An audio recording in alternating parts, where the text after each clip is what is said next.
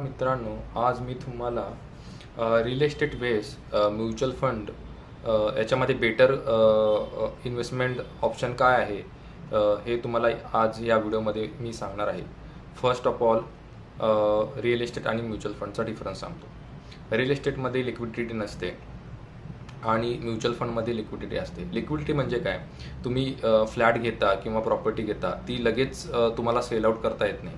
त्याच्यासाठी काही प्रोसिजर असतात आणि लगेच 1-2 महिन्यात तुम्हाला सेल आउट करणं पॉसिबल नाही किंवा लगेच इन्स्टंटमध्ये सेल आउट करणं प्रॉपर्टी किंवा फ्लॅट पॉसिबल नाही. त्याच्यासाठी तुम्हाला सेलर मिळाला पाहिजे. तसं म्युच्युअल फंडमध्ये नाही आहे. म्युच्युअल फंडमध्ये तुम्ही 1 डेमध्ये सेल करू शकता आणि तुमचे पैसे विड्रॉल करून तुमच्या बँकमध्ये येतात. ह्याला म्हणायचं लिक्विडिटी म्युच्युअल फंड असेट आणि रिअल इस्टेट हा लिक्विड ॲसेट नाही आहे. हा डिफरन्स तुम्हाला कळाला असेल. दुसरा थिंग्स म्हणजे चार्जेस रिलेटेड सांगतो. चार्जेसमध्ये कसं आहे की स्टॅम्प ड्युटी चार्जेस लागतात, GST चार्जेस लागतात, इवन दॅट रजिस्ट्रेशन चार्जेस असतात, ऑदर चार्जेस असतात, हे रिस्टेटमेंट लागतात. आणि म्युच्युअल फंडमध्ये ओनली तुम्हाला एक्सपेन्स रेशो लागतो, तो पण 1% इयरली. ठीक आहे, मोठी. अदरवाईज स्टॅम्प ड्युटी चार्जेस काय 0.01 आहेत. हे खूपच निग्लिजिबल असल्यागत आहेत. याचा फायदा म्युच्युअल फंडचाच आहे. पहिला पण फायदा लिक्विडिटीचा म्युच्युअल फंडचाच झाला. आणि जर रेंटल इन्कम पॉईंट ऑफ व्ह्यूने जर आपण विचार केला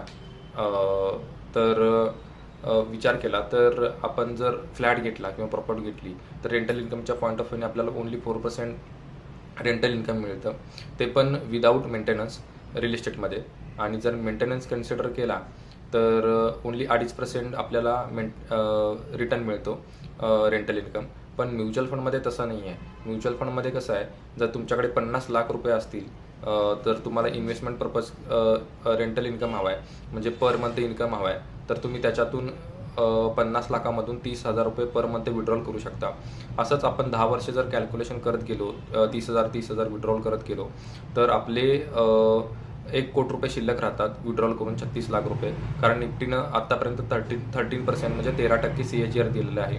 त्याच्यामुळे आपला फायदाच होतो म्युच्युअल फंडमध्ये सुद्धा. सो रिअल इस्टेटचा जर रिटर्न काढला तर 8% येतो ओनली विदाऊट मेंटेनन्स. ठीक आहे.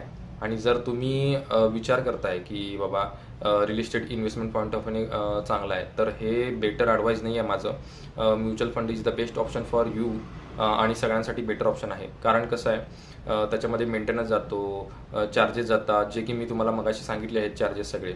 हे सगळे चार्जेस ओनली हे चार्जेस जर कन्सिडर केले तर 10% चार्जेस जातात आपले. ठीक आहे. फॉर एक्झाम्पल एक देतो, जर आपण 50 लाखाची प्रॉपर्टी घेतोय किंवा फ्लॅट घेतोय तर त्याला आपण 10% चार्जेसच भरत असेल तर आपले असेच 5 लाख रुपये वेस्ट गेले. ठीक आहे. तसं म्युच्युअल फंडमध्ये जात नाहीत तुमचे.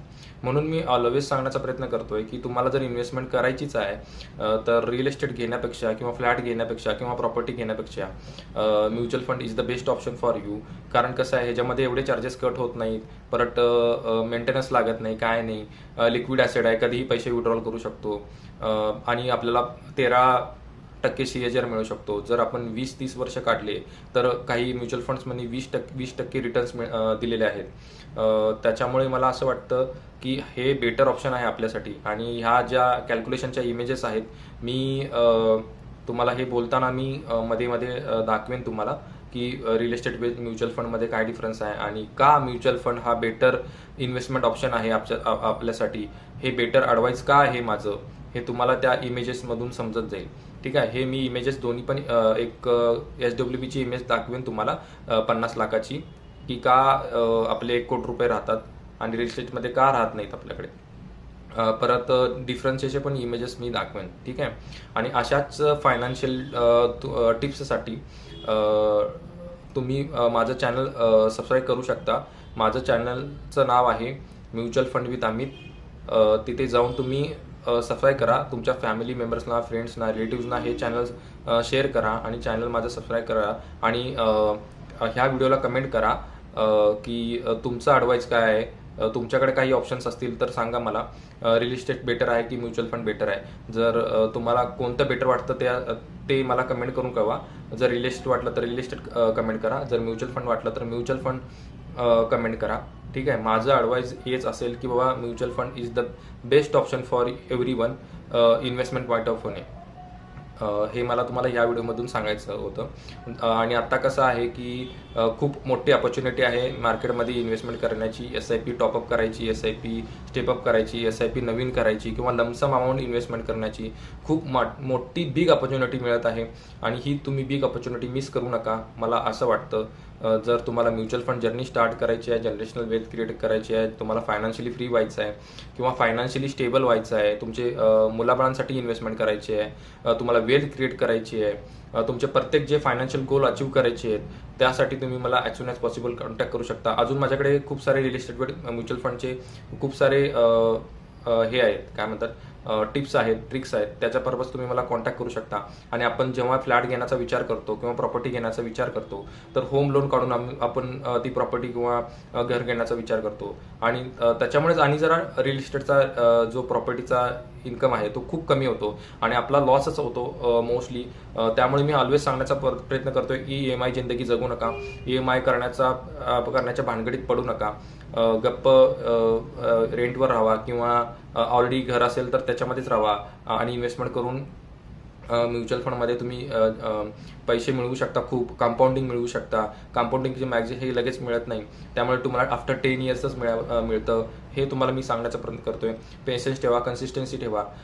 जर हे तुम्ही कंटिन्यू असंच करत राहिला तर तुम्ही खूप श्रीमंत होऊ शकता किंवा तुम्ही त्या म्युच्युअल फंडमधून घरही घेऊ शकता. हे मला तुम्हाला सांगायचं होतं. आणि विथ तुम्हाला एक्स्ट्रा अमाऊंटही मिळते, त्याच्यामुळे तुम्ही तुमची लाईफ फायनान्शियली स्टेबल होऊ शकते. हे मला खूप वेळा सांगण्याचा मी प्रयत्न करतो आहे. तुम्ही मला कॉन्टॅक्ट करा as soon as possible. You have to trust mutual fund, you have to trust Amit Dake. Thank you so much all of you.